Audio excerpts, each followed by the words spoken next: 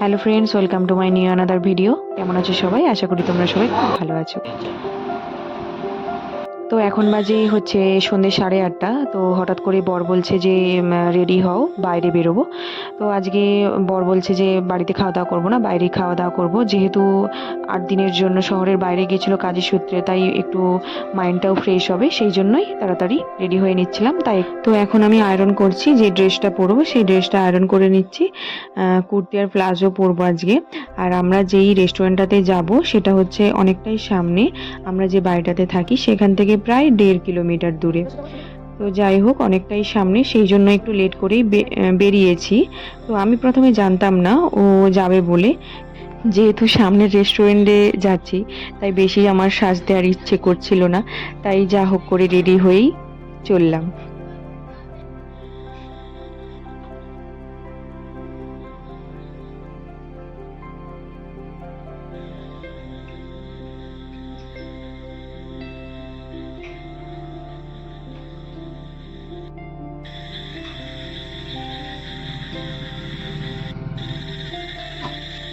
আর হ্যাঁ, তোমাদেরকে তো বলাই হয়নি, আমার বাড়ির সামনে একটা কলেজ রয়েছে।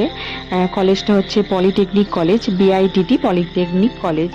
তো এর আগে যতবার ভিডিও বানিয়েছি তোমাদেরকে দেখানো হয়নি, তাই ভাবলাম আজকে যেহেতু অন্য রাস্তা দিয়ে যাচ্ছি, মানে কলেজের পাশে যে রাস্তাটা রয়েছে, তো সেটা দিয়েই আজকে যাচ্ছিলাম, তাই ভাবলাম তোমাদের সাথে শেয়ার করি।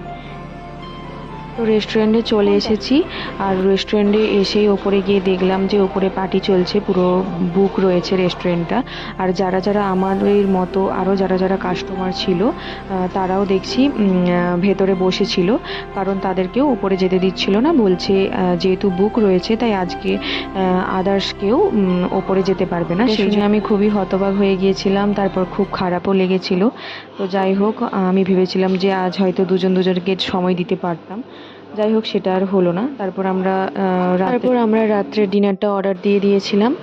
তো অর্ডার করার পর আমাদেরকে 30 মিনিট বসতে হয়েছিল।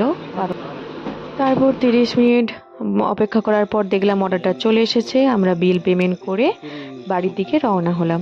আর আজ তো আমার বর পুরোপুরি মুডটা অফই ছিল, যেহেতু আজকে ও ভেবেছিল যে একটু সময় দিতে পারবে।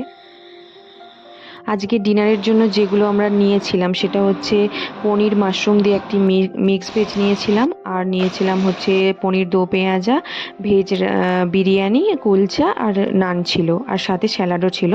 আর হ্যাঁ, এখানকার খাবারগুলো কিন্তু সত্যি খুব টেস্টি বানায়। তো সেই জন্য যখনই আমাদের নিরামিষ খেতে ইচ্ছে হয় তখন আমরা ওখান থেকেই সব কিছু নেই। তো যাই হোক, আজকের ভিডিও এখানেই শেষ করছি। আবার দেখা হবে পরবর্তী একটি নেক্সট ভিডিও নিয়ে। আজকের ভিডিও তোমাদেরকে কেমন লেগেছে তোমরা অবশ্যই কমেন্ট করে জানাবে। ভিডিওগুলো ভালো লেগে থাকলে লাইক, শেয়ার অ্যান্ড সাবস্ক্রাইব করে দিও সবাই। সবাইকে টাটা।